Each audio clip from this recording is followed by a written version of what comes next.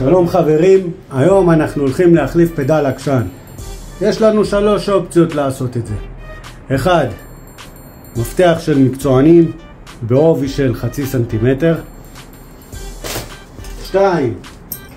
מפתח אלן 6 או 8. 3. מפתח פתוח 15 ופטיש של סבתא שלי. טוב חברים, 2 אופציות יש לנו. 1. להכניס מפתח שטוח או את המפתח המקצועי מכאן מספר 15 ולפתוח, או את המפתח אלן מספר 6 מכאן. חברים, אני אתחיל עם המפתח הזה המקצועי. שם אותו על הפדל ודוחף ללמטה. טוב, חיזקתי את הפדל חזרה. בואו ננסה עכשיו עם המפתח מספר 6 ונכניס אותו פה באלן. הנה הוא נכנס, ואני יכול לדרוך ככה עם הרגל.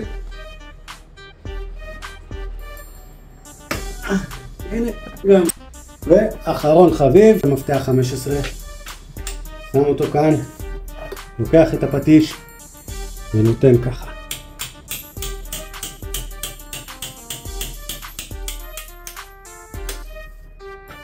ופותח גם ככה.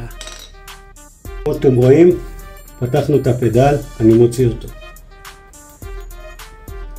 שימו לב, הפדל כבר כולו אכול מת,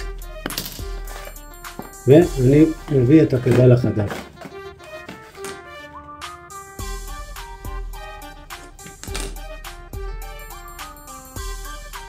יש סימון רייט על כל הפדלים, וגם אתם צריכים לראות שהכיוון שאתם מדוושים הוא צריך להיות טיפה יותר ארוך.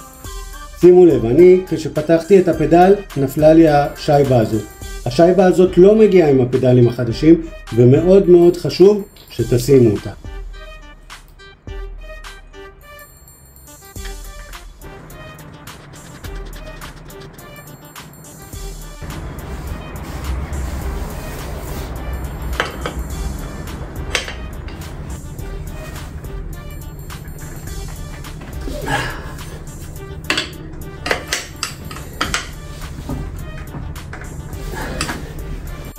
וזהו חברים, ככה אתם מרכיבים פדלים חדשים.